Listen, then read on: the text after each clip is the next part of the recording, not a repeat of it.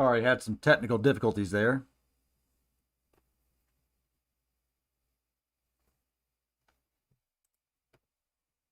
Still working on sorting out the audio, apparently.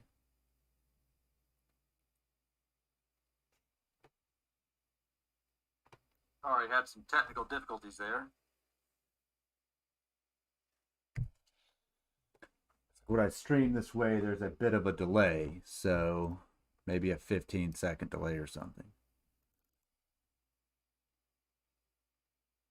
But right now, Rocket Mortgage is leading the charge going into lunchtime, up 4%. I think peaked today at $30, and now it's floating around that above that $29 level. See if it holds still. The uptrend looks good for the rest of the day, though, for sure.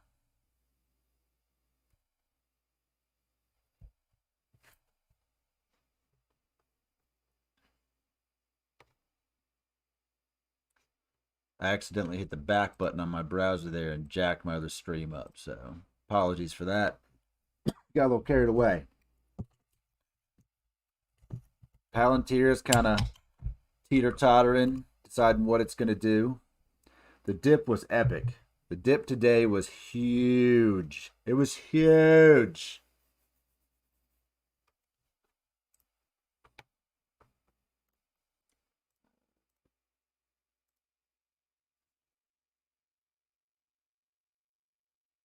Looks like we got a little bit of a drop on Rocket.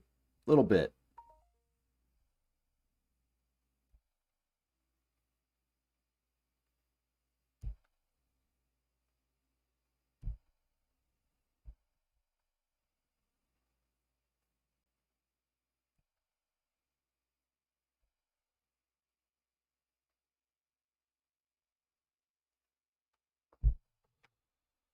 See if this power hour plays out.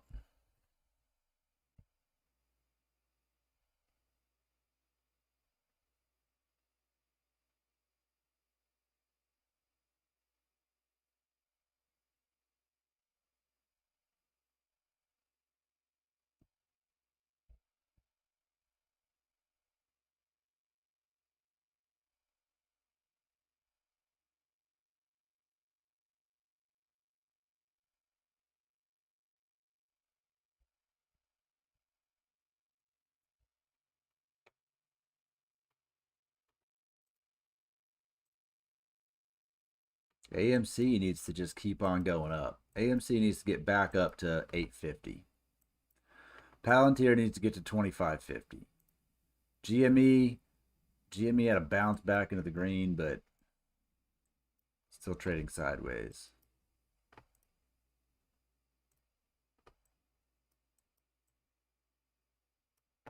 Come on up.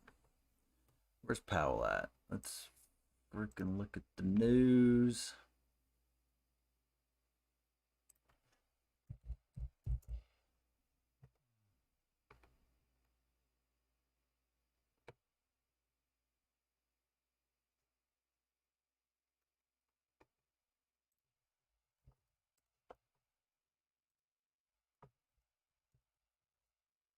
Oh, is Powell on? Oh, he's coming on here in 25 minutes. And we'll see what that does. That launches it some of these into the stratosphere today. At least back up 10% is what we're hoping for.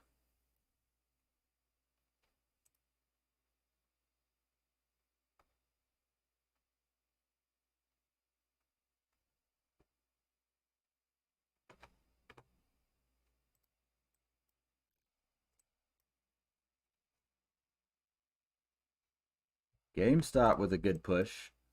GameStop's pushing back toward the green.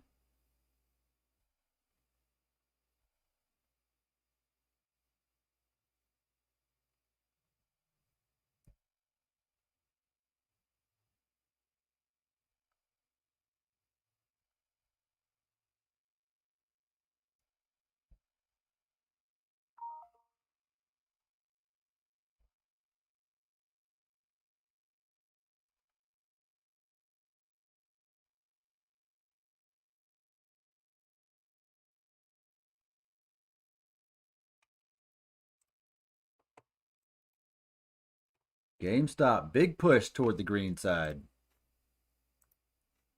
Big push toward the green. GameStop's trying to break that even barrier right now. That's what's up.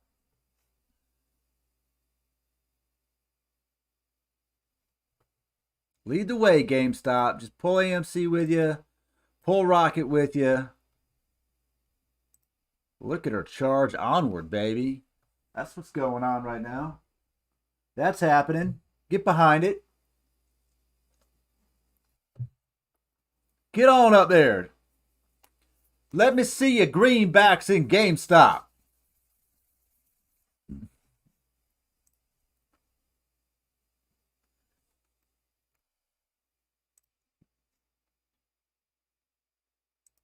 If you join in, this is my shirt of the day. Everything is okay. This morning, it was the giant bleed off. Everything was red. There's still a whole lot of red, but it's not nearly as bad as it was. I did cash out up 200% on my Fisker put. The thing finally paid out. Get a little nervous. Paid $40 for it, sold it for 130 something bucks. It was awesome. That was an awesome trade. I was just sitting on that thing all week. Just waiting on some good to happen. Now we're hoping these calls are going to pay out. We got an AMC call for $8. Got 2 of those. And I've got some four $25 or four $31 calls on Rocket, one $25 call on Palantir, one $30 call on Rocket. So let's get it up there, man. Let's go. And they were looking solid earlier too. They really were.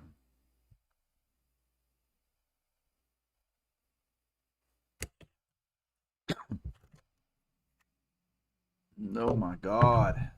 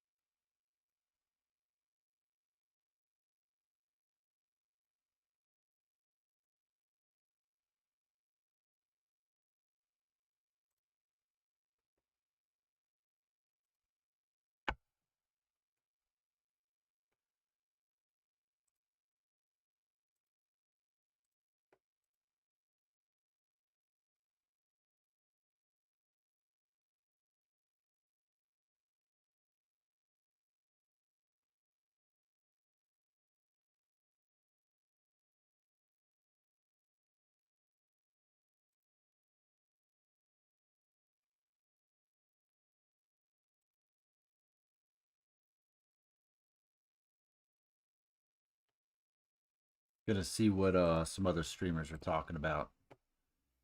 Pull up a couple other guys here in the meantime. Seen a bounce here on GameStop. These guys are watching GameStop and AMC.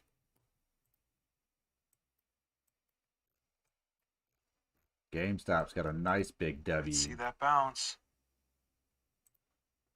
AMC, not so much. Rocket, still in the green. RKT is a slow sleeper. It's slowly moving. You know what else is slowly moving? AMC at 810. You see a push to 820. GameStop, I'm surprised it's holding above 123. That resistance here was earlier. Okay, here we go. We have some volume coming in. Let's go, baby. 124.54. Let me see 125. That wall here, 125 is going to be very much apparent. AMC push.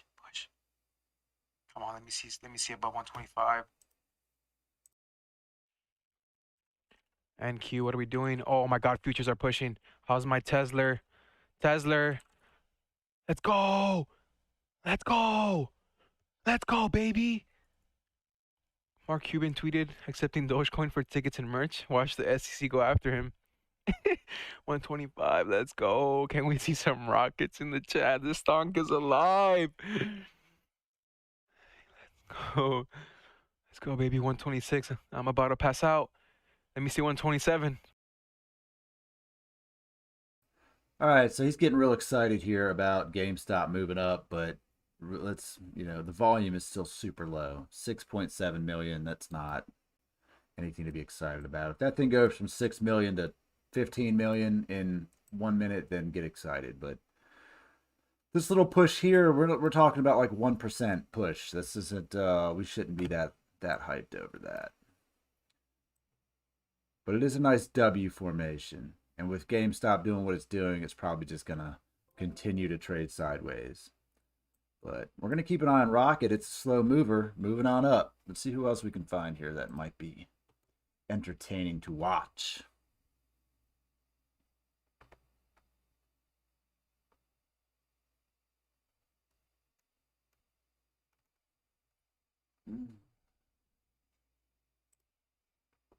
I've got an appointment at 2 o'clock, so I'm going to dip out for that for probably about 45 minutes.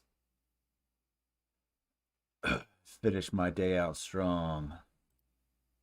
This one, I like these guys. They're all right. Let's see what they got going on here.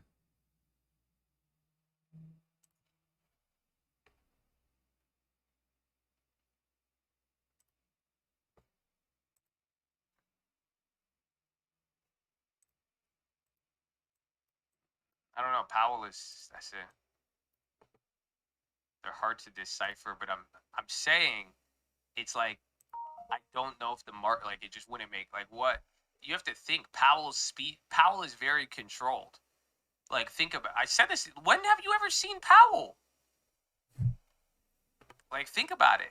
Like, you only see Powell at official events. Like, when is this? Like, he don't have a Twitter.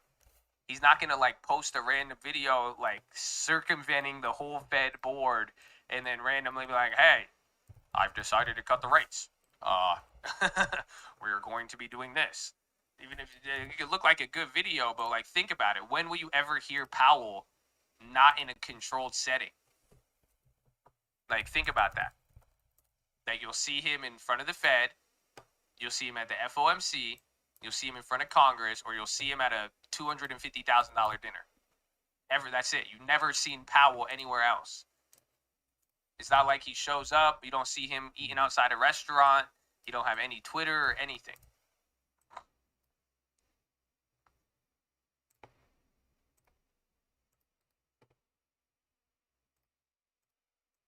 So that's why it's like, I don't think he would.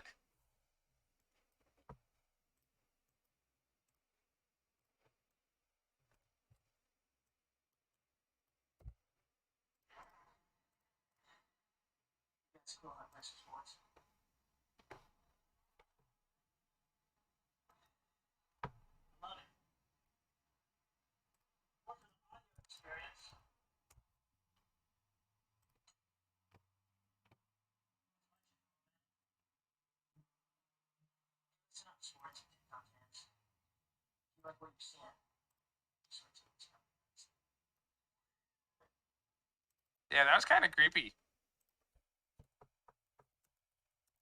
That was kind of creepy.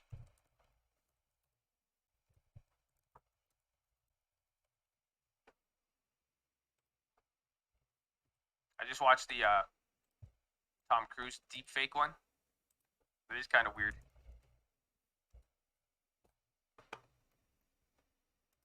There's a fake account on IG. I know, I posted it. You could block them. You guys can fuck with them, honestly. Like, usually, like, they're just like I think they're in another country and then they try to scam you on crypto. You guys should just like waste their time. I don't know if you want to waste your time, but if you ever do get bored and they reach out to you and it's like a fake like cold one, just fuck with them. That's fine. Because they're gonna try. He's like, hey man, like, some of y'all though, y'all can't believe, like, I get offended that some of you fall for that, because like, come on, bro. Like, I don't even talk like that. Like, they're like, he's like, hey man, I've seen you sent me the messages. He's like, hey, I developed a system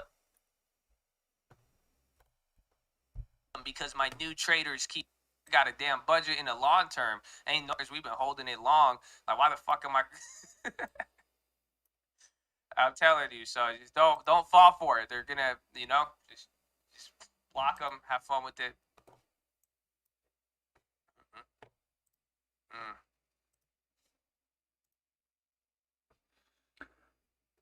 A little bit of a pullback on Rocket. It's healthy. Nothing to be worried about. AMC is just a slow climbing up out of that hole. Just like a zombie climbing up out of the hole.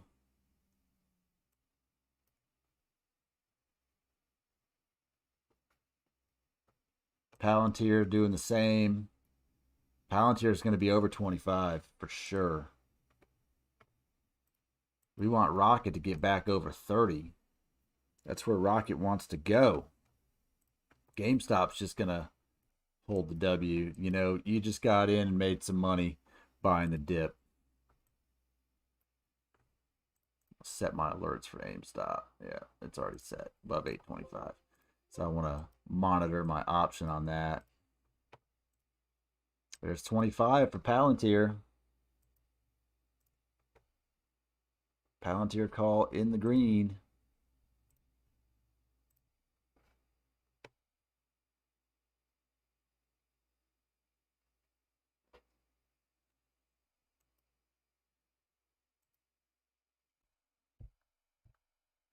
This is going to be an after lunch move, it looks like.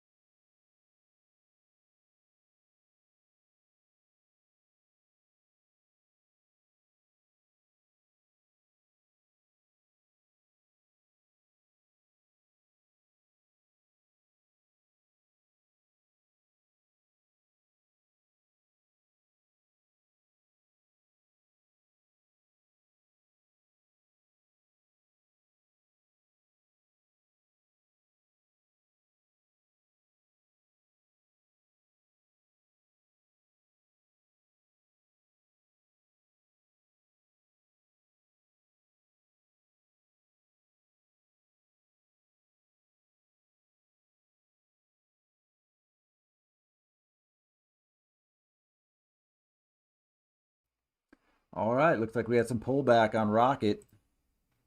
It's really just floating at the zero line. Palantir, however, busting out to the upside. Palantir is taking the lead. AMC just chilling. GameStop made it back to the starting point. We've all kind of come back to the start on a few of these. My Palantir option, though, printing money. Paid 66, worth 96, up 30 bucks or 50% almost on that. So can't be mad at that. You're never mad at any kind of green you see on there. Not mad at all. Palantir is charging ahead. I just didn't have a whole lot of funds available in Robinhood. I wanted to just pick something up on the dip, so I didn't sell off this morning. So that was my pick. Palantir call option. Not mad at it. Anytime you make a couple bucks, you're doing all right. We are down on the other ones, though. Faux show. Down big on the Rocket call still. Seeing if Rocket's going to reverse. That looks like a head and shoulders for the day on the 2-minute. It could end up being a head and shoulders and just completely riding that sucker right back into the ground. So it's kind of a risk holding on to my shares, because if it does tank again, I could take those and put them into something else that's going up. Could have got Palantir at 23. Could have made $2 a share on that, on the dip. We're just a few minutes away, though, from Jerome Powell going live. I am going to watch that with Meet Kevin, so I'm just going to stream that as well. If you want to watch that, it's probably going to end up being what makes or breaks this day in the market.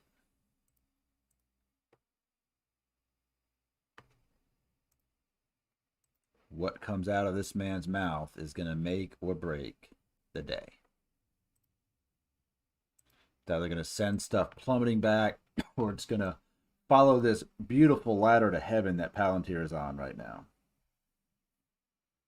It's all we need. It's going to be an interest rate kind of conversation, so that will definitely affect something like Rocket Mortgage. Anytime it has to do with interest rates, Rocket's still pretty highly shorted. It's in like the top 5 on the watch list there for most shorted stocks, with GameStop and AMC, Palantir. So let's see what comes of it.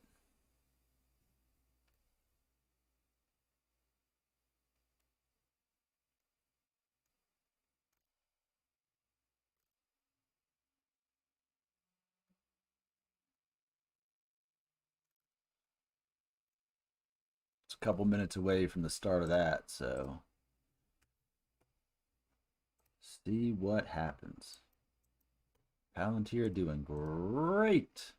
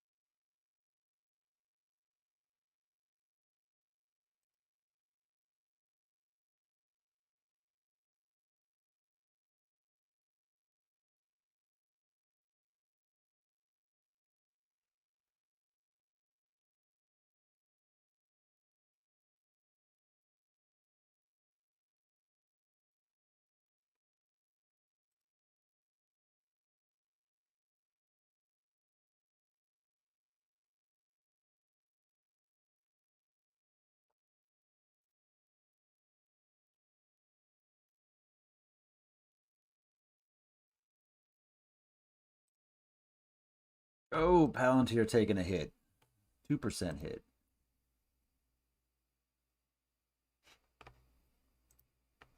GameStop taking a hit, 2%. Rocket taking a hit, 2%. This is just the day we're having. Just is.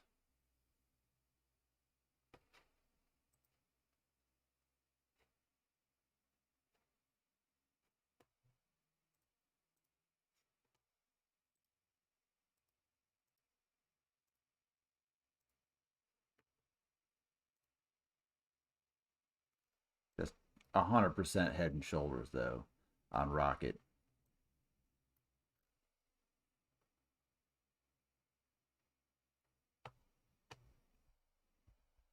See if anyone else is calling that game.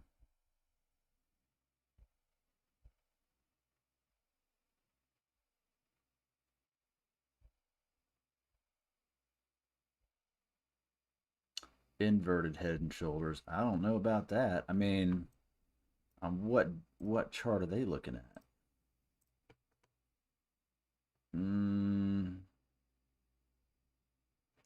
Yeah, maybe. Maybe we look. That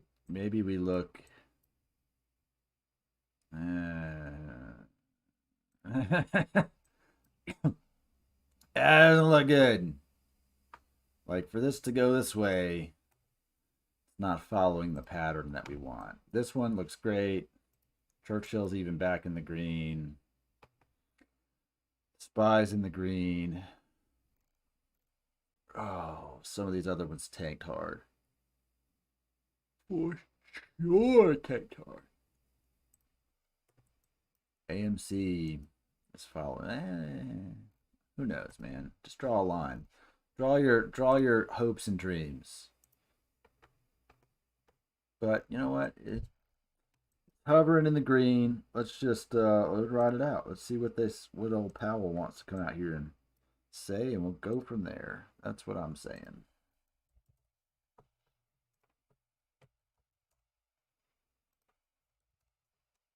The big one that they were following today was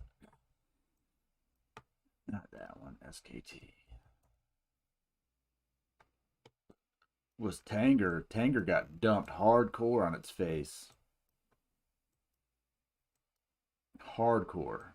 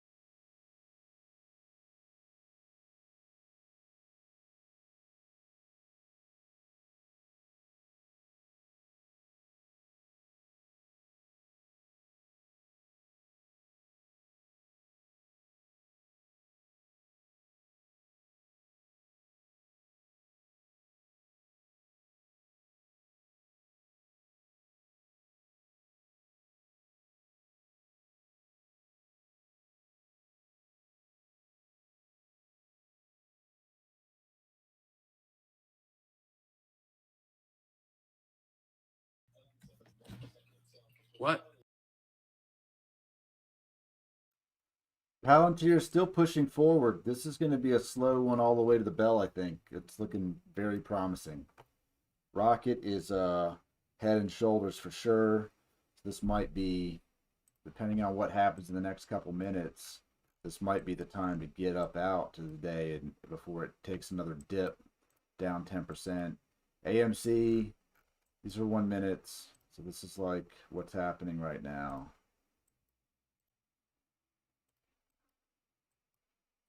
It's going to be risky, man. Tomorrow might be a good play for this, though. If it closes in the green, be a great play. If it doesn't close in the green, it's going to be a rough day.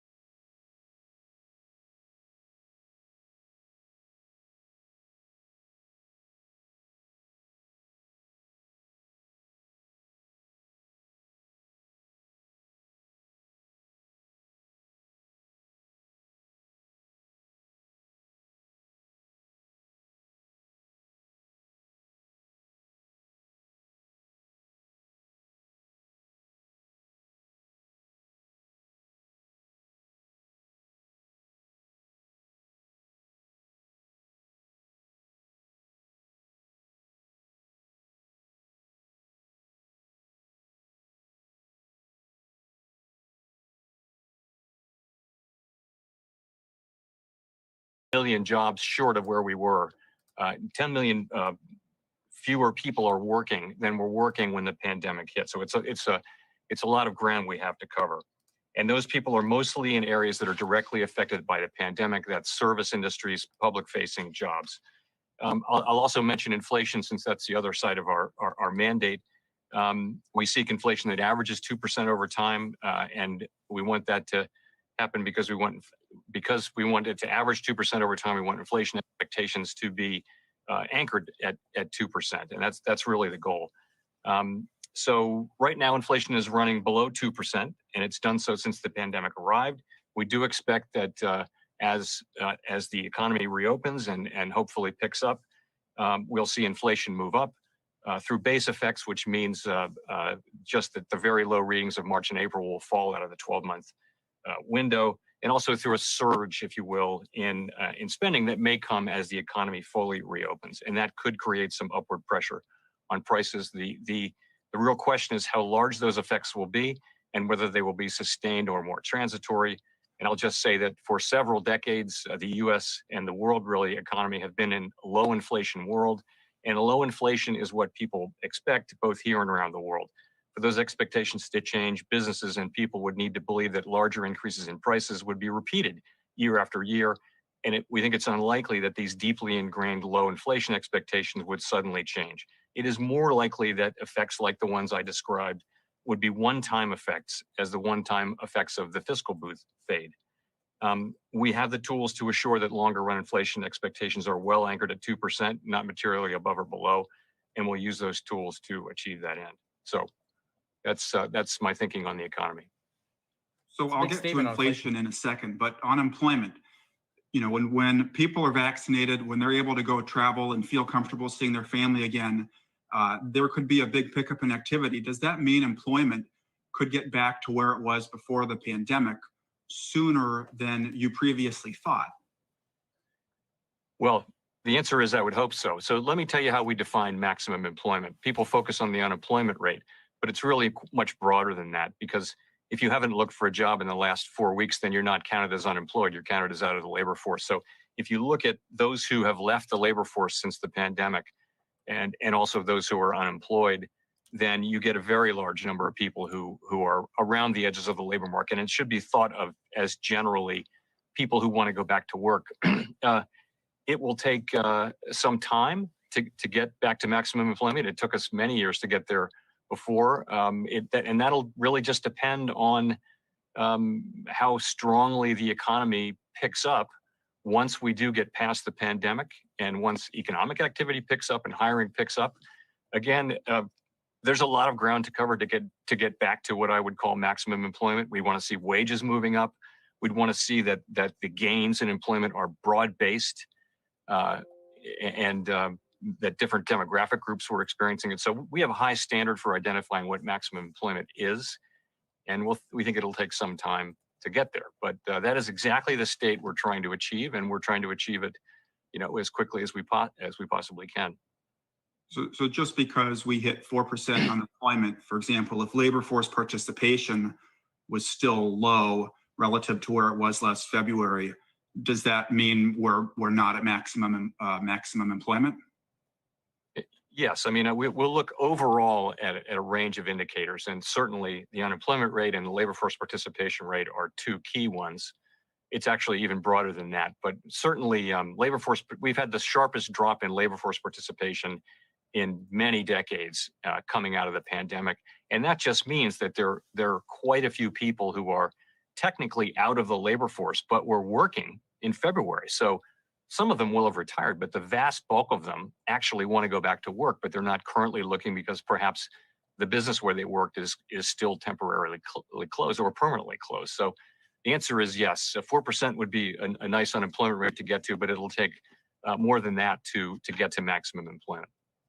And do you think we could get there this year? No, I think that's highly unlikely. I think we have significant ground to cover. If you think about it, if you add back in a broader measure of unemployment is about 10 million people, I'm hopeful that we can begin to make good progress again, that hiring will pick up. So as I mentioned, hiring was strong during much of last year after the pandemic, after the critical phase of the pandemic in March and April. But it really slowed down over the winter with a spike in COVID cases, and it hasn't. We don't think it's really picked up much yet. We're looking for that to happen as cases come down, as vaccinations increase. Hasn't happened yet, so I think it's not at all likely it would reach maximum employment this year. I think it's going to take some time to get there. Let's talk about inflation for a second. Between the $900 billion that Congress approved around Christmas and then this $1.9 trillion package Congress is looking at right now, that's some serious spending. And the market has been pushing up longer-term interest rates, maybe because it seems to anticipate an unwelcome increase in inflation. Is the market wrong? Yes. Well, is the market wrong? That's a pretty broad question, I would say. Simple. Maybe to be a little more specific, let me talk about the sort of market pricing, I think is what you're really asking about. So in terms of the bond market, so you're right, bond market rates moved up. And as far as that is concerned, a number of factors are factored into it. But from our perspective, we monitor a broad range of financial conditions, and we think that we're a long way from our goals. We think it's important that financial conditions support the achievement of those goals. And I would be concerned by disorderly conditions in markets or a persistent tightening in financial conditions that threatens the achievement of our goals. I would be concerned if those things were to happen.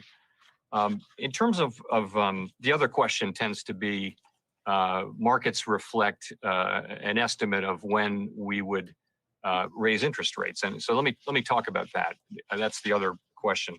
So the question is, what would it take for us to want to raise interest rates? Right now, our policy rate is effectively at zero.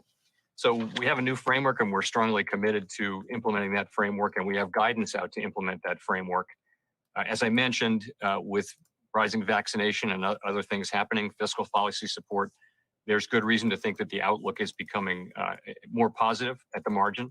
And in coming months, we could see spending and job creation picking up. So let me talk about the guidance. And by the way, the guidance is always, it's outcome based. It's not date based. So we never say, hey, we're going to do this in 18 months or 24 months. It's always when these conditions are fulfilled. So for asset purchases, as you're aware, we say that they'll continue at least at the current level until we achieve substantial further progress toward our goals. That's actual progress, not forecast progress. And as I mentioned, there's good reason to think we'll begin to make more progress soon. But even if that happens, as now seems likely, it will take some time to achieve substantial further progress. For interest rates, to raise interest rates above zero, very simply, we said we'd want to see labor market conditions consistent with our assessment of maximum employment, and that means all of the things that we talked about. We'd want to see inflation sustainably at 2%, and we want to be on track to have inflation run moderately above 2%. So these are highly desirable outcomes that would represent an economy that's very far along the road to recovery, and there's just a lot of ground to cover before we get to that.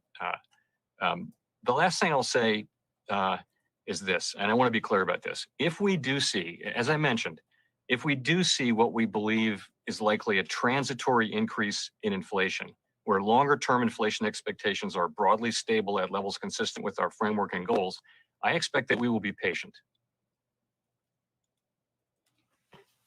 So there's a lot there. Thank you for that. So yes. I guess, the question is, has the recent run-up in bond yields been consistent with your economic outlook and with the new framework that you've adopted that takes a more relaxed approach to inflation?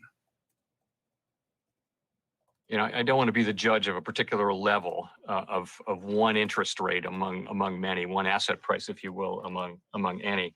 Our new. Hey guys, I'm Michael Edward, former award-winning hedge fund trader, now current head trader. For some time after we've had a shortfall of inflation. And it also says it commits us to not raise interest rates just because the labor market gets strong.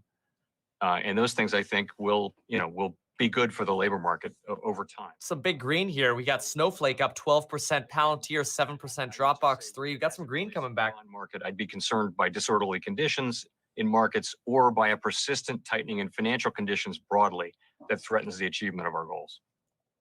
And I It's the same understand thing. why you wouldn't want to comment on a specific level of rates, even if the level of rates isn't a problem. Was the speed with which real rates adjusted over the last week problematic in your view? You know, it was something that was notable and caught my attention. But again, it's a broad range of financial conditions that we're looking at, and that's really the key. It's many things, and we want to see, and would be concerned if we didn't see disorderly conditions, orderly conditions in markets, and we don't want to see a persistent tightening in broader financial conditions. That's really the test. It's not appropriate to isolate one particular interest rate or price. It's more of a broader assessment that we make. I guess what I'm wondering is the market now believes the Fed will raise rates earlier and faster than it thought a week ago. Are you saying that's consistent with your outcome-based policy guidance and with your new framework? It's going to depend entirely on the path of the economy. So I laid out the conditions upon which we would consider raising interest rates, and that's labor market conditions that are consistent with maximum employment, which is, you know, that's a big thing to get to, and it will take some time to get there, right? Inflation sustainably at 2% and inflation on track to run moderately above 2% for some time. So those are the conditions. When they arrive, we will consider raising interest rates. We're not intending to raise interest rates until we see those conditions fulfilled. And so that it's really the timing will depend entirely on the fulfillment of those conditions. And as I said again, you know, if I've told you that we think we're likely to see inflation move up during the course of this year through really two things. First, the base effects I mentioned, but also just kind of reopening effects where businesses will be potentially hit by a lot of demand as the economy recovers, which is a good thing. But you could see bottlenecks, you could see prices moving up. We're inclined to see those as transient.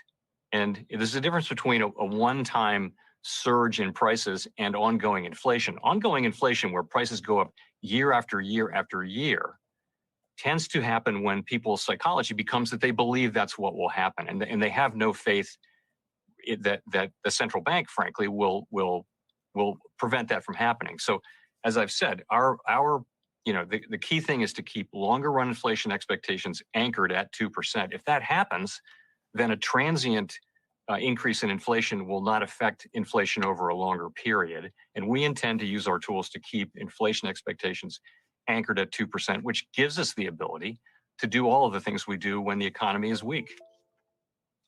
It could take months, though, for the data to contradict or validate this narrative about transient inflation. And obviously, investors are twitchy right now. Do you think your guidance is too vague right now to be properly understood by investors? I'm trying to make it as clear as possible. And I went through, the guidance. I think the guidance for the tapering asset purchases has an element of judgment in it. But I've also said that we will, well in advance of any decision to consider tapering asset purchases, we'll communicate about our sense of progress towards substantial further toward the goals, substantial further progress toward our goals. So we're not looking to surprise people with that. And as far as the rate liftoff guidance, it's pretty specific. And as I said, it will take some time to get there. If you think about it, you've got to have a very strong labor market and inflation performing in line with it's a picture of an economy that is all but fully recovered. Bond yields are going up on this discussion. The sooner that happens, the better. But I would say realistically, that's going to take some time. And as we sit here today, do you think the hope of a brighter outlook you've discussed here, we just crossed 1.5 on the 10, further progress being achieved this year? Again, I've been so far been able to not reduce it to an estimate of time. I mean, that will come, I think, when we can see that. Right now, we haven't been making much progress. I mentioned 29,000 jobs per month for the months of November, December, and January. So and spending was maybe a little better than that, but in the job market, you saw a real slowdown in job creation. That wouldn't get you to maximum employment anytime soon. That's just not enough. So I do expect, and many forecasters expect, that there'll be a pickup in job creation. We'll have to assess that when it comes. I don't want to be making, but again, I think realistically though, it's March, and we're going to start. Presumably in the next couple of months, we'll start to see stronger employment, and we're going to want to see substantial further progress in both maximum employment and stable prices. That's going to take some time. It just will take some time because you've had 3 months now where you didn't make much progress. So we've got to get going and start making it again. And for us to assess that and signal forward, it's going to take some time. I feel like the interviewer says the same question over and over. $120 billion per month in Treasury and mortgage securities. You've been saying for the past year that your asset purchases are designed to support market functioning. Have you seen anything in the Treasury market that suggests a need to lengthen the maturity profile of your purchases? So we think our current policy stance is appropriate. As I mentioned, the federal funds rate is at the effective lower bound, which is our technical name for zero or close to zero. We provided really strong guidance about the conditions we need to see before we considered raising it. We're buying $120 billion in treasuries and mortgage-backed securities across the curve, and we'll continue at least at that pace until we see substantial progress toward our goals. Financial conditions are highly accommodative, and that's appropriate given the ground that the economy has to cover. It's always the case that if conditions do change materially, the committee is prepared to use the tools that it has to foster achievement of its goals. Well, and if there were some kind of rate move that you felt represented a threat to your outlook, what would you do to address it? That's a sort of hypothetical situation. We would use our tools. It's hard to say in the abstract, but we would use our tools as appropriate to foster the achievement of our goals. There's been some discussion in recent days. It's gotten a lot of attention. The idea of selling bills or letting bills run off of your portfolio to address a collateral squeeze in money markets. Is that something you think needs to be considered at this time? Nick, as I said, I wouldn't want to speculate. Really, I'll just say if conditions do change materially, we'll be prepared to use our tools in whatever way is appropriate at that time to foster the achievement of our goals. I know a lot of this talk about inflation and interest rates can feel abstract, and so I wonder if you could put into plain language what the practical. Everyone manages their money differently. So why are you investing in a one-size-fits-all portfolio? I have to say, for a long time, and when I was entering the job market years ago, when we had low employment, we had high inflation. So when the job market got good and tight, employers were, actively seeking people, and there were plenty of jobs, inflation would be moving up, and therefore, the central bank, the Fed, would be raising interest rates to cool off the economy. And I would say 50 years ago, that was appropriate because there was this tight connection between unemployment and inflation. More recently, though, I think the Fed established its credibility several decades ago on inflation. And since that time, the connection between, having a lot of people out of work and inflation under control has gotten very, very weak. So our new framework very explicitly takes that takes that in, that new learning, that new understanding, and says that we won't raise the interest rates to cool down the economy just because unemployment gets lower, just because employment gets high. We're going to wait to see signs of actual inflation or the appearance of other risks that could threaten achievement of our goals. And we've seen that the economy can sustain very low levels of unemployment without inflation. So what does that mean for job seekers? It should mean that the job market will be stronger over time. We also saw the terrific social benefits of a very strong job market during 2018, 19, and the early part of 20. We saw workers at the low end of the wage scale getting the biggest increases. We saw labor force participation moving up. So people who might have given up on finding a job found a job, and people at the margins of society, maybe coming out of prison, things like that, got jobs. And there was really a lot to like about a very strong labor market. So, we're really committed to getting back to a very strong labor market. And, the strong anchoring of inflation expectations, the inflation dynamics that we have give us the ability to do that. But it does require that we remain committed to keeping inflation expectations anchored at 2%, and we will do that. Of course, some prominent economists in the last couple of weeks, as you know, Larry Summers, Olivier Blanchard, are saying that policymakers have maybe grown too quick to conclude from recent decades that low unemployment is no longer inflationary. Are they right to worry about this right now? Well, so many people, particularly people who are now entering the job market, will not have lived through high inflation. And high inflation is a very bad state of affairs, and it hurts people the most on fixed incomes and lower incomes, who have less wealth to draw upon. So inflation was very high when I was in college and coming into the job market. So it's really not something we want. But I would say, at the Fed, we are well aware of the history and how it happened, and not going to allow it to happen again. It was a situation where the Fed didn't step in when it should have, when inflation pressures were building. Not at all the current situation. Tesla just fell to a low, by the way, during this discussion. Percent. But we're very mindful of what happened in really the 1960s and 1970s, and determined not to repeat that mistake. But you have to differentiate, though, between one-time price effects, such as things that happen around the reopening of an economy, not something we have much experience with, and just the sort of, when I say base effects, it's a technical term, you look through that, it's not really signaling anything about inflation. So, I mean, we're very mindful, and I think it's a constructive thing for people to point out potential risks. It's always constructive. I always want to hear that. But I do think it's more likely that what happens in the next year or so is going to amount to prices moving up, but not staying up, and certainly not staying up to the point where they would move inflation expectations materially above 2%. That would take, the public would have to come to believe that that's the new policy, that's the new reality.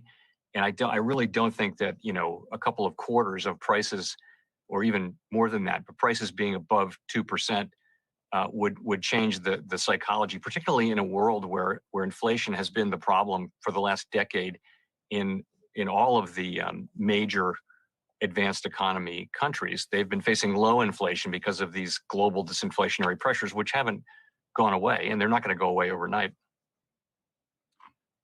So it's been a year really since we began to face this pandemic, at least in the United States. You announced your first of 2 emergency rate cuts a year ago yesterday. And so as we mark that anniversary, what are 1 or 2 of the most important lessons you think we've learned from this? This guy knows how to pump the bonds. Look at this. The 10-year on the Treasury now 1.52, and the stock market's starting to react to this negatively. And we really implemented something that we learned from in the last crisis, the global financial crisis, and that is that we needed to move quickly and powerfully with our tools and not hesitate. And we really did that this time, and so did Congress, by the way. The CARES Act passed within a month, really, of the pandemic starting to get going. We had very strong fiscal policy in the original CARES Act, unanimously passed by Congress, and we cut rates twice. We started asset purchases to support market function at an unprecedented level, and we also announced the opening and opened facilities to replace to assure that the flow of credit to households, businesses, and municipalities in the country. All of those things were in place very quickly. So thing one is, when you have a real crisis, attack quickly and don't hold back.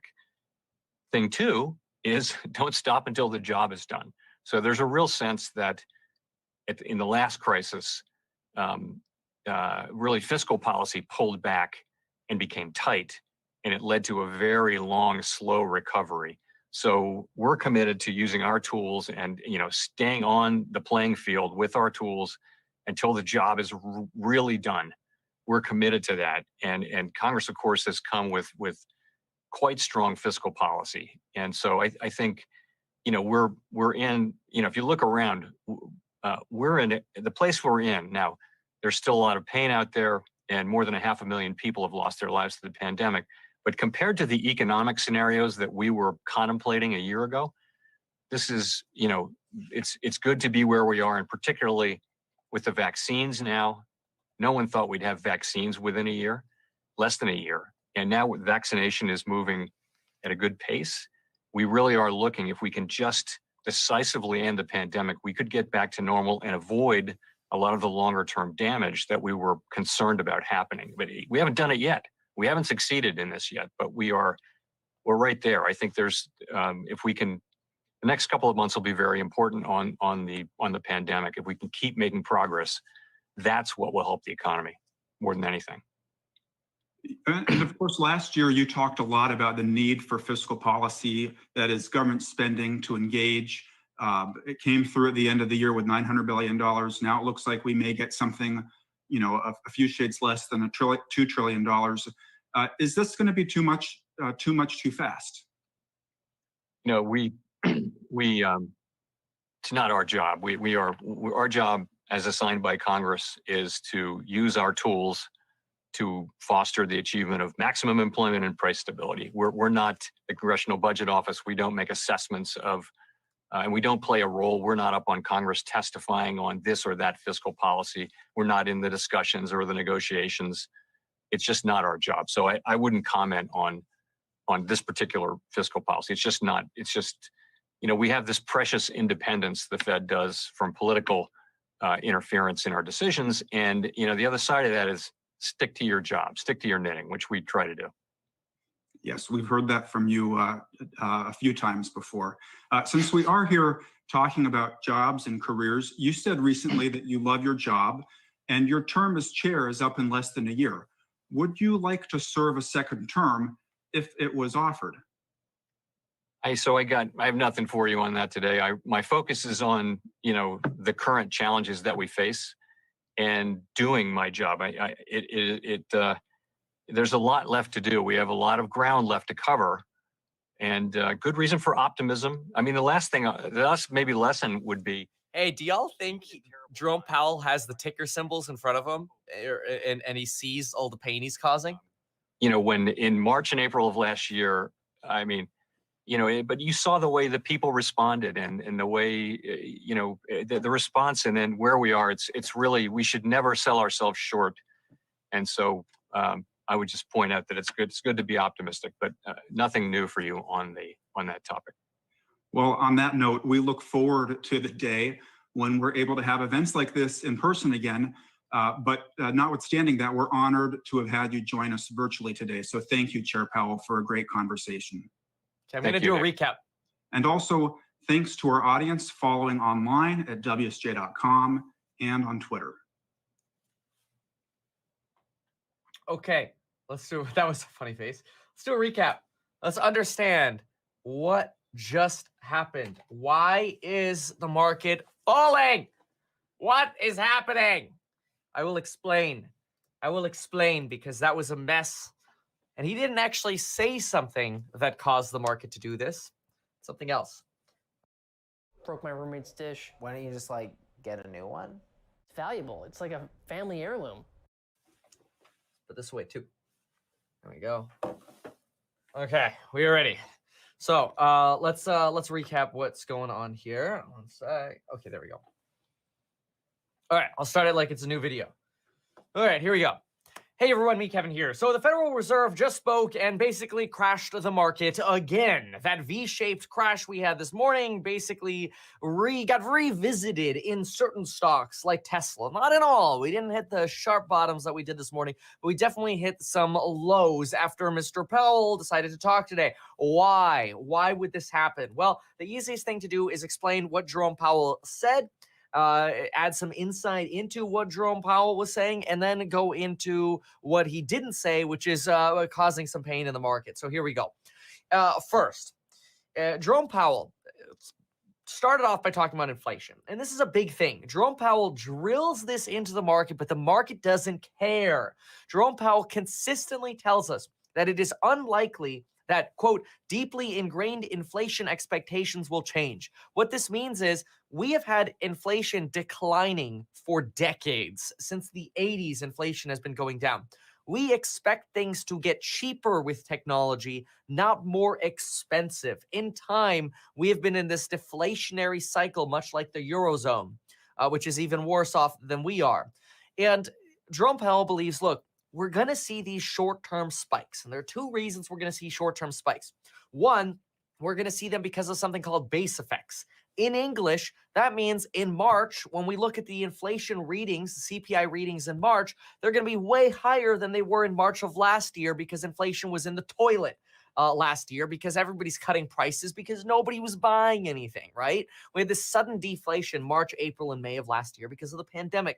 And so when we compare year over year, it's going to look like, oh my gosh, we've got 3% inflation, 3.5% inflation. Jerome's like, dude, that's not going to matter. Like that is not real inflation. That doesn't matter. So ignore that.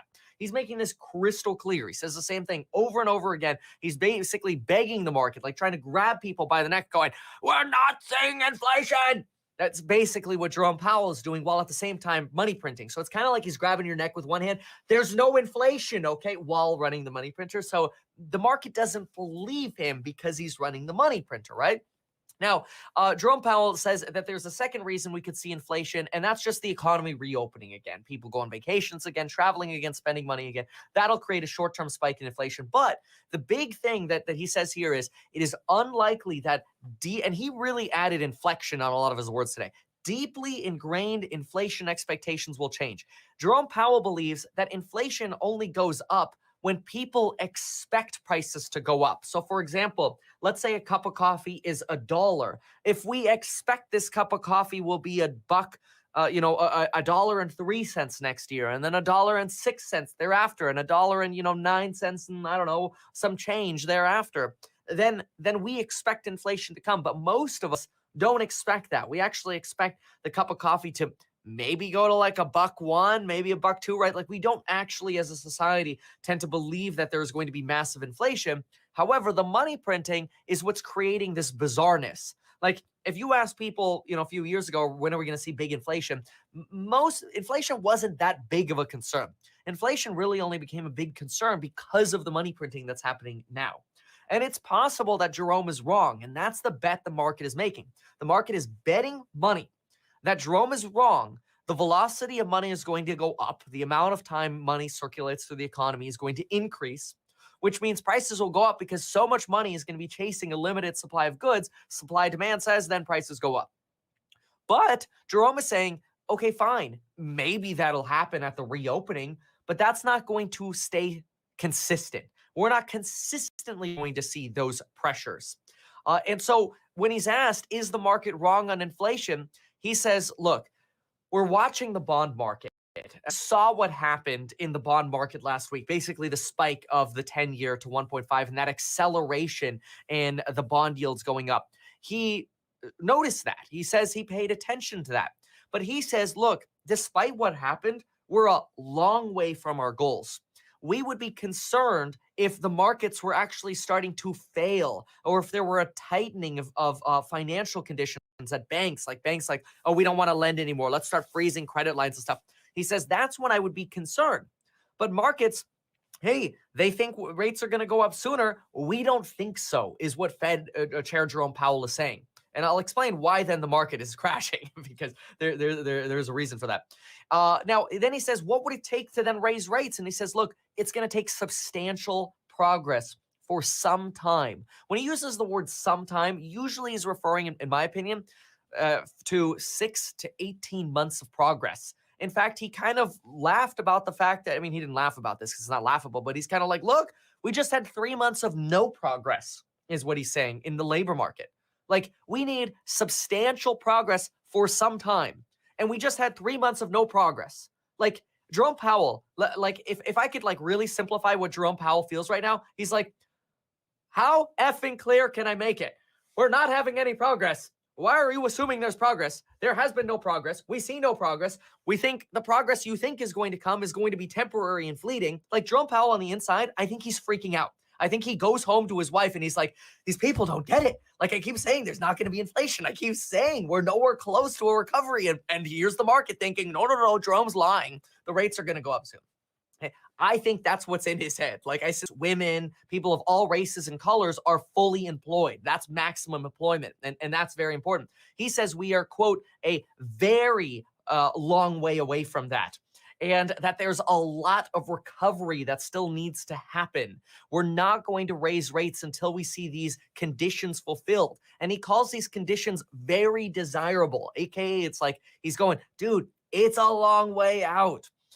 He says inflation expectations are expected to be transitory. And he even gets frustrated during the interview. During the interview, he says, there's a lot of ground to cover. I'm trying to make it as clear as possible. The problem is Jerome Powell is stuck with all the big words, and he just needs to simplify and go, y'all, look, it's simple. We ain't got inflation coming, solid inflation coming for probably 4 years. So shut the F up. Sit down, keep buying your stonks. We're going to keep running the money printer and stop freaking out because you're freaking out for no reason. Now, whether we believe him or not, that's the different thing. And clearly the market doesn't believe him.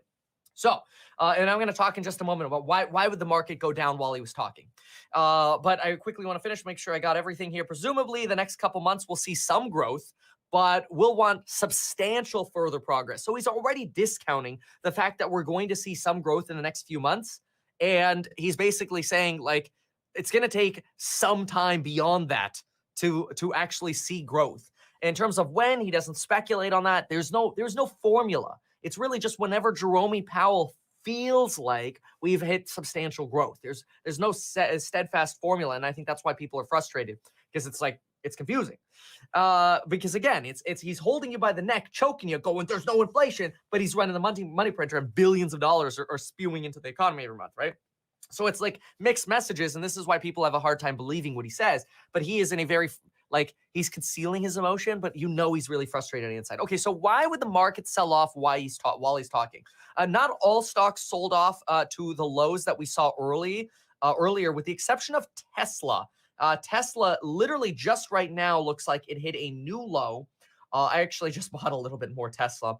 And as always, I send alerts of all my buys and sells to those of you in the Stocks and Psychology Money Group. But why would the market sell off after his talk? I mean, he's basically saying all the right things, right? So why would the market sell off? Okay, here's the answer.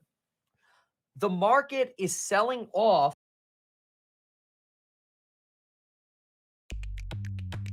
When it comes to investing your money, you shouldn't have to compromise. A lot of rumors about this last night. There were rumors that Jerome Powell and the Fed were going to come out this morning before the pre-market or potentially during his talk just now. And he was going to come out and go, you know what? We see the stress in the bond market. We are going to extend the standard liquidity ratio at banks, which expires on March 31st. And that is going to, in English, we're going to make it so that banks have more cash available and they can go buy bonds, which if they buy bonds, that'll drive yields down. Jerome did not do that. That is why Jerome crashed the market today, because Jerome doubled down on his old talk, which we already know about, but did not do what the market was expecting, which this deadline is coming up on March 31st. It's called the SLR, Standard Liquidity Ratio, something like that. And basically it says banks need to keep a certain percentage of cash on their books. But that was eliminated during the pandemic for 1 year. So it was kind of like March, in March, they eliminated this liquidity reserves ratio and they extended it, and this was going to last for a year. That expiration comes up at the end of the month. There's a rumor that the reason bond yields are going up is because banks aren't able to buy because they're trying to come up with enough money to make sure they can meet the rules that are coming around at the end of the month. Now, banks haven't really been massive buyers of bonds, so I don't know. I think they're like 5% buyers of bonds or whatever. So I don't know how Oh, thank you. Supplementary leverage ratio, whatever. Thank you. Appreciate the clarification though. So in case you want to look it up, the SLR. That's the technical name for it, but it's the same thing. And so basically, the rumor was that, okay, the Fed was going to see this tension in the bond market and come out and say, all right, it's all good. We're going to come in, we're going to come save the day. And basically, we're just going to make it so that banks, y'all good. You know what? Have another 6 months of not needing to have all that money on standby, in your bank. Go ahead, have another 6 months. You guys want to go shopping for some bonds? Go ahead. And that the rumor was that that was going to create some demand for bonds. Now, during the conversation that Jerome had here, bond yields shot up, actually substantially. I mean, we just hit higher bond yields than what we had. Looks like last week. Oh yeah, we just hit. Look at this, or at least we're matching the levels we had before. That is crazy. Let's maximize this. Let me see if I can quickly draw on this. Oh, I can. Oh, that's really cool. See right here, that was last Tuesday and Thursday, I believe, was here. This was Thursday. This was Tuesday. And look at this disaster Jerome Powell caused here. And it's not really Jerome's fault, just because some people had a rumor that the Fed was going to act and do something today. Now the Fed didn't. And the market's like, well, fine then. F you. and so this is why we're seeing some more of this pain in the market right now. So did the Fed crash the market? Yeah. Basically, the Fed just crashed the market again. So I'll be back for a market closing live stream. Thank you so very much for watching as usual. Make sure to get your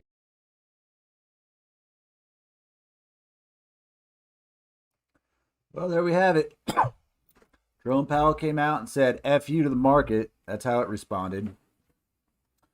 Looks like the Head and Shoulders is going to follow through, and we're going to be probably a red day again. All of this red. It just all ate a fat one. So that sucks. But the day's not over. 3 hours to go.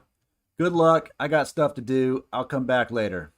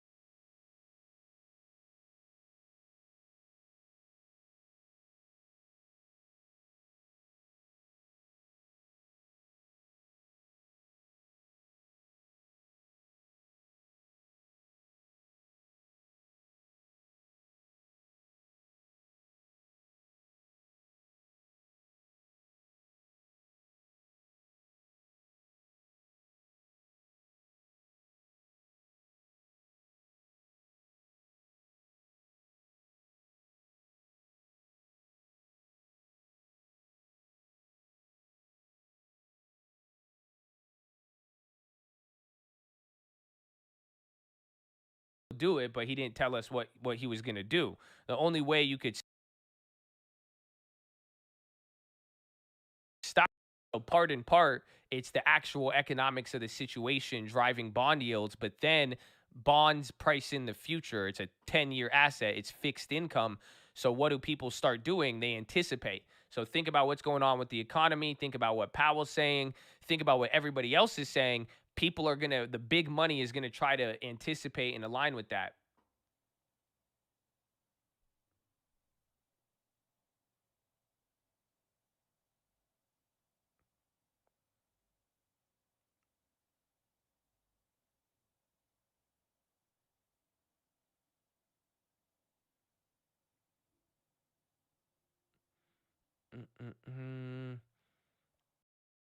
Stop the market, Philo. We could actually, but I kind of want to see this.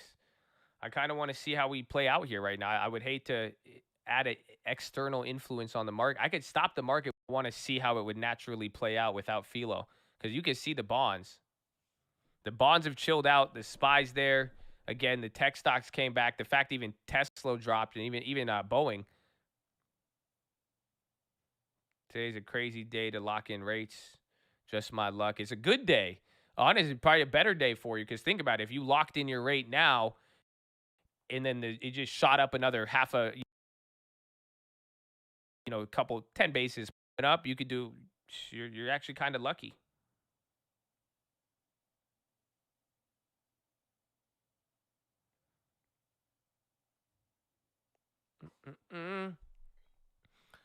What does the situation look like with bonds and market for a recession start? They would go down first, actually. So just like what you saw with COVID, the bond rate started to drop down a lot because people were getting worried. They started running it up. So technically, with the bond yields rising, that's a bullish signal to a degree. But when it gets too big too fast, that's the thing. The first week bonds started going up, I was happy. The beginning of the year, when bonds stayed low right here, and then the bond yield started coming up higher, that means the yield curve was coming back to normal. That means, as bond yields start to rise, that's starting to price in a recovery, believe it or not. So, but when it happens too fast, too quickly, or too much in a short period of time, and it becomes hard to anticipate, that's when it becomes a problem. So, but usually with a recession, you would see bond yields shoot down actually prior, and then they would do the rates coming up. Because bond yields going high, the market's hot. Like right now, if yields are going high, that means they're trying to attract money for certain stuff. There's money flowing around everywhere. Do you think the market will crash again? Not like March. I think if something was to happen, it would have to be external. But I see a lot of hiccups here and there, but I'm not really looking. I'm not like anticipating like, oh my God, you know what I'm saying? Like, I think a lot of people, I think as you get a series of new investors, you get a lot of new fear. That's the thing I've noticed with a lot of new your first 2 or 3 years of trading, maybe your first year or two, you're prone to make a couple trades, and then you're prone to turn into a really big tinfoil bear person, if that makes sense. It happens all the time because you don't know it. You haven't seen the market enough. So you haven't seen the market long enough. You play a couple times, you get in and out, and then you're going to be like, oh, yeah, it has to crash. Oh, it has to come down. Oh, yeah, now it's going to be like that. No, it has to. Yeah, no. And then you see this, and then you start talking about stuff you don't really like know about. But then it's like, oh, it has to. It has to. Uh-huh. Yeah, there's no way it could stay up right here, like, because this is that. And then no, and then the valuate. But it's just early. Like, so if you, like, I've spent almost like 14, 15 years watching this shit, like almost very actively, even for like 5-10 years, like in front of this. This isn't that crazy. This is a fundamental bond move, and then it's just changing things. That's it. This is a very macro move, and you have to understand it. But this is not, I'm not like this whole crash thing is just a lot of like, I don't feel the same when I read articles and stuff like that. And there's a lot of reasons, but like I said, the most, prolific thing I could tell you, this is simple economics. Like, people are selling shit. Like, the money is moving. There's economic activity. There's business. There's people are guiding up for the future. People are spending money for the future. They're getting ready for it. So it's not, It's not there. But are valuations high? Yes. Can valuations change rapidly? Yes. Will there be a correction of some sort? Yes. Will there be rotations? Yes. So, but I'm not expecting a full financial collapse because a bond yield went to fucking 1.5. You know what I'm saying? It's just not. But when these things do change, they're big assets. It's a big ship. It causes a lot of ripple effects, and eventually the market is more resilient than you think. That's the best way to put it. And I said that a couple months ago. Y'all remember? I remember I told you S&P is more resilient than you ever remember. You remember, right? You remember that.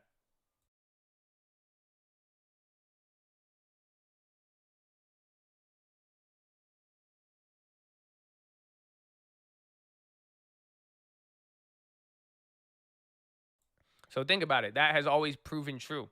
I said that during like August, September, October. You saw what happened. S&P is still holding up even the beginning of the year. So you'll be good to go. If I join alerts, will you send me a good night text? Honestly, I know what product I'm gonna come out with next. That's genius. Fuck yeah. Would you guys buy good night text? I'd be down for that. I think that'd be good for me too. If we can make that a service and then I could just say good night to everybody, I'll send you a person. That sounds like awesome. Maybe give you like a little philo. You know what I'm saying? Just like say, man, that'd be nice. Go to sleep with that. Okay, this started to sound creepy. Never mind. You can get me commode. They'd be like, I bought Josh. It's called Go to Sleep with Josh. It made me feel really uncomfortable. That's it. I'm gonna be like Como. I'm like, I'm not resigning. I was just trying to philo in bed with you. What? That's Yeah, y'all trying to get me commode. No. I told her, I said, I like you. I don't give a that's your boyfriend. Come on, let's link. Do it. I do. Your safety is our priority.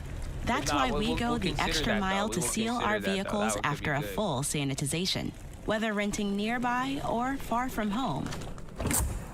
Enjoy peace of mind every time. I wanted to see if any range it holds is important now. This is price discovery. You're seeing people react, and I think the Fed's stepping in a little bit here, but you're watching the market react right now. Pay attention to this. This is big. Hey everyone, You're getting big volume here. Video, Yeah, we gotta wait for the philo program. We're going to talk about round number 1 and round number 2. I'm going to start by introducing nighttime the program, alerts. what it is, the first and alert then you're gonna through get, a bunch I'm gonna of be like, questions hey, and answers, are you I'm up? going to talk a lot about the program because the odds are if you're confused about You'll the be like, I paid $4.99 a month for this. This is amazing. That's it. You're gonna feel special. I'll be like, hey, you still up, man? I've gone through hundreds of questions about the PPP, compile them all into the most common questions that. My goal is basically to answer every question that exists because a lot of questions are similar. Spy charts are We're gonna loaded. go through Spy's all of hitting that another in low. this video. But first, I want to just introduce the Paycheck Protection Program. So somebody in Discord mentioned.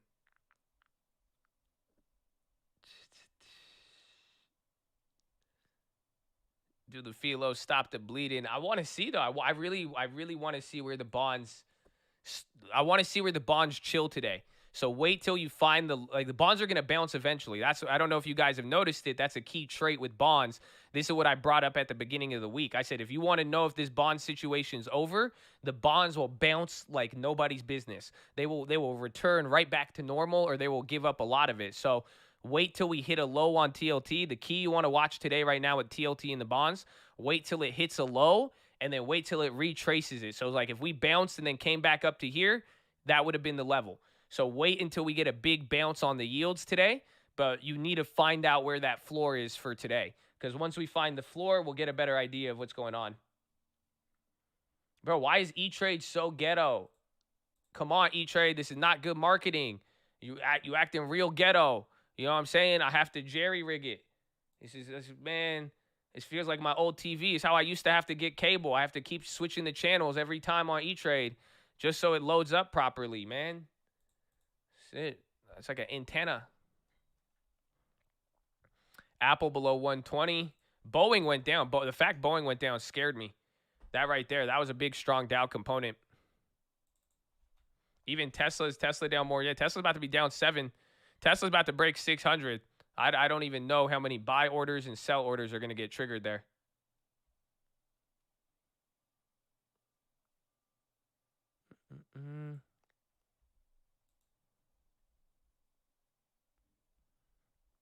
What a time to be alive. It's exciting. You guys are witnessing a very historic move in bonds. New low on the SPY. Oh, that hurt. Woo! But this is a very historic SPY, like not SPY move, but bond move. Again, this happens like once every like 2 to 6 years. Do you guys realize that? So like the bonds, when this is just one of those bond moments. So like I hope you're aware, like, you know, be in the moment so you could understand this is going to be good for your memory bank when it comes to your history with stocks. Cute sneeze. Are you a Korean girl? Otherwise, you don't creep me out, man. Just chill. Okay, just chill. I'm trying to get into that K-pop scene. So pay attention. This is once in a lifetime, man. Once in a lifetime.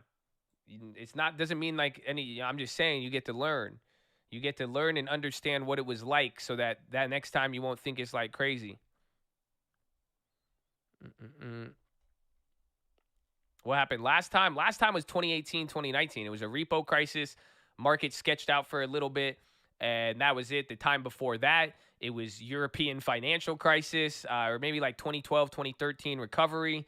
And then before that was the first QE in 2010. So it's like every like 3 to 5 years it would come up and reemerge, or 2 to 5. It just all depended. But again, 2018 was a big moment. SPY hitting another new low. That's it, SPY. You're really, really, where does this put us? Watch the daily on the SPY. It's about to get ugly. Yeah, this is getting big. This is taking you back to the GameStop lows. So once we even start breaching there, you're getting that similar liquidation, but you're getting way more volume and velocity off of this move. Just wait till the bonds bounce. If the bonds don't bounce, it'll be clapped. Watch Tesla 600. What happened? Jerome Powell came and spoke. He got asked a lot more questions than I thought he was going to get asked. And he held the line pretty. Damn, I'm down $7,000. Holy shit. They clapping me on that Robinhood. Bro. Damn. Down 7,000. This is down to 160. Damn, son. Damn. How do I do this? Shit. I need to breathe. I think I just got another hernia. That's crazy. That's crazy. Nah, it's good. It's good. But what Powell said, he pretty much held the line. It kind of insinuated a little bit more higher rates, but it seemed like he said what he was saying, but it did kind of hint at accepting more rates, or the market might push it there. So we had the recap from Powell. It's creating this effect, had the effect on bonds, and now we're going from there. Yeah, I just got COVID, bro. You take that right off the chin. Fucking hit me again. Sorry. I can't. I don't know. I deal with pain in a different way. I like it. That's it. I'm like, that's all you got, Robin Hood? I was down 12K last week. Hit me. Hit me harder. Okay? Especially if you're from Korea. No, I'm kidding. I love the Korean people, bro. I can't stop. I'm so excited. We have all these Koreans here, bro. Y'all gonna make me get way too excited, man. Way too excited. I love it, bro. I love it.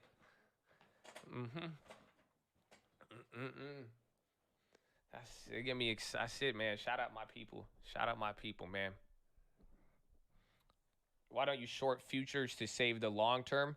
Because you remember when we traded Snapchat earnings? Do you guys remember? When we were... Yeah, mods, you guys were dickheads. I was like translating all of them. They were like having economic discussions with each other, and then you guys were just timing them out. I'm like, dude, those are human beings. Like, they just speak a different language, and they happen to find our watering hole, and they came here, and they're just talking with each other. And like, you guys were like timing them out for like, I was like, damn. Like, what happens? Like, what if my cousins came in here? You guys would have no mercy on them. You're like, they don't speak our language. Like, geez, y'all really regressed real fast. Real fast. I thought it was... Like, they're talking about Powell. They're talking about the 2% rate. They were talking about Samsung stock. They were talking about the long term. Like, they were engaging fully in the conversation. And you guys were just not having it. I was like, wow. But What was I saying? You guys, you remember? So why don't I grab puts or why don't I short futures? Right? You guys remember? That's a good question. So if you guys remember when we did the what's it called? The how you say? Remember the Snapchat? You remember when we did Snapchat and we were looking through the earnings play and I said, what's the best option we could do? We said we could buy puts, we could sell out of the play, or we could do nothing. You guys remember that? Does that sound familiar? Or you remember we did that whole earnings and we were like, okay, let's run through it all. Are you following with me? That sound familiar? Yes? So that's the same thing in this situation. So the bonds, we haven't really got the earnings yet. The bonds haven't really, they're telling us something, but the situation is still, it's not really clear. So the bonds are telling us something, but now this is like an earnings play. So it's like, I don't care what my portfolio is doing. The question is, do you spend money and buy protection? Do you sell out and take profits? Or do you do nothing and wait for kind of time to move around and try to go from there? So that's what I'm doing with, I grabbed the EEM puts and I said I get a little exposure, but for the most part, I don't want to, you got to see what happens. I mean, being very reactive and being very, learn from Powell. Like, you see what I'm saying? Like, if you react all the time and you're reacting at every moment, it may not always be, that's not always the best way to do it. You see what I'm saying? If you give it some time and react as, get some more information and then, better to be late than wrong. Exactly. You'll be able to do a lot better with that. So that's where you're going to have to deal. You have to learn how to deal with it, right? Like, I'm down 7,000. You've seen me down more money. You're seeing the fluctuations. You have to learn how to find that balance and go from there, but you got to wait a little bit. So that's what it's like right now. That's why I don't want to really run to did get our what's it called? Our protection we got it the other day, but for the most part, I want to wait a little bit and then go from there. I'm panic holding. That's interesting. I like it. I like it.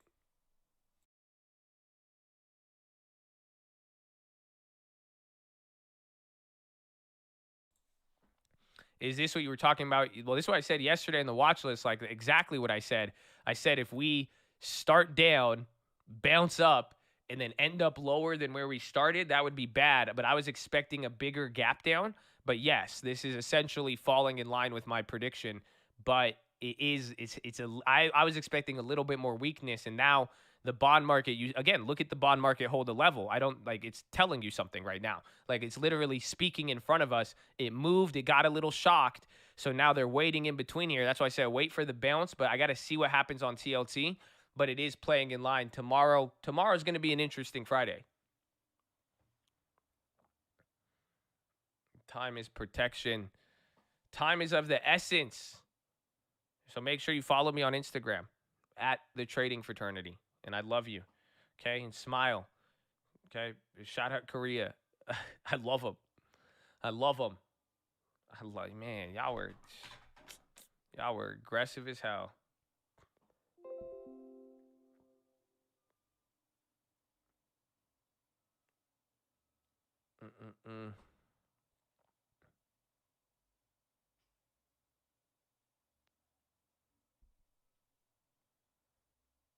Money is made in times like this. They are. You'll see, man.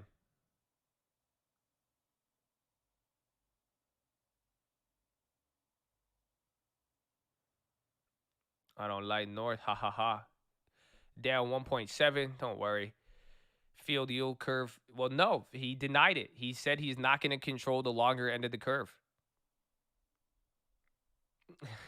He said, bruh, South Korea, North got no internet. Yo, man, why you got to do him like that? Why you going to do that, man? That's crazy. It is only South Koreans in here. I didn't really think about that. That's crazy. Have any of y'all ever been to North? I know, that's cool. Have y'all ever been? Why is the Korean guy laughing like he's Mexican? Hold on. He said, ja. No. We got an imposter. Sus. He have a full-ass Korean name. He laughing like my Mexican homie. No. I caught you. No. That's he's imposter. He trying to fit in. He's like, man, he's just a white dude. He's like, I really like Asian girls. Don't you ja me?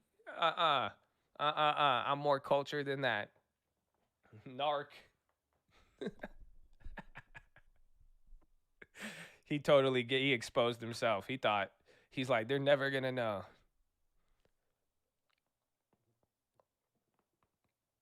Oh, you hear that as a back crack.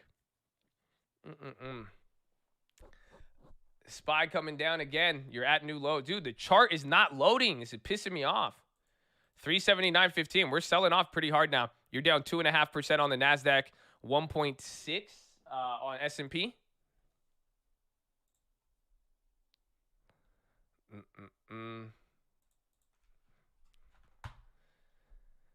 This guy follow. I thought it was the real Josh. Dude, copy your whole profile. Yeah, man, that's not me. You can mess with him. Somebody's sending me, like, somebody's messing with him already. Like, y'all should just mess with them, bro. Just, like, waste their time. Like, make him regret. Make him think that our followers are really just, like, dumb. Like, just waste his time. Like, that's it. Like, give this guy a reality check. Like, you know what I'm saying? Like, make him, like, you know what I'm saying? Like, pretend like you're going to use him as a real estate. Just mess with him, man. That's fine. You know what I'm saying? Just... Yo, just start talking to Korean. Yo, just hit him with the Korean. I should be like, what? I thought you were Korean, Josh. You like, you fake. Make him do math problems. Be like, yo, prove that you're the real Josh. What's 2 + 2? Okay, that was an easy one. What's 4 × 19? And just, you know, just ask him trivia questions until he won't answer them. Yo, let's see who could get the most trivia questions. Get him to answer before he quits. Honestly, like, I do that with girls sometimes. Like, I'll just start saying random crazy shit and tell me, like, how long until they block me, or how long until they realize this is a red flag. So it's a good way to see if someone's like, why would you deal with this? Like, why would you deal with this for so long, bro? That doesn't make any sense. You are more sus than I am now. I'm having too much fun. It's Powell Day. But watch the bonds. Ja,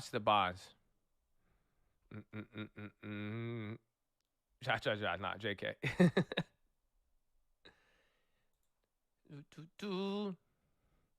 SPY new low 10 times a day. It's a new learning experience. It is, man. You've had 10 new lows. That's why on the days when you hear me hit SPY hit a new low, it's because that means we're watching, and then especially it's already broke all of the key, 2-week levels. So honestly, we're just getting back into the GameStop zone. That's the craziest part. So you broke these were the closing levels from last week. This was bonds. Bonds was tied into the higher end of the GameStop stuff. And now you're right back into that level, which is putting you right at almost break even for the year. So all of these levels are key. And that's why as we're hitting new lows here, it's the water's starting to heat up.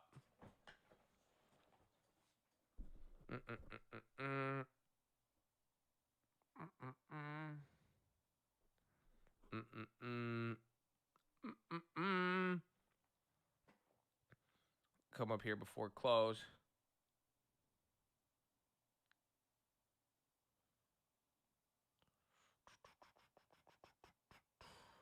Ow. By calls for June, like big names like Square, Etsy, PID. I mean, I would go for value. So that's the thing right now. You like those names. The question is, in a couple weeks from now, when everything kind of chills a little bit,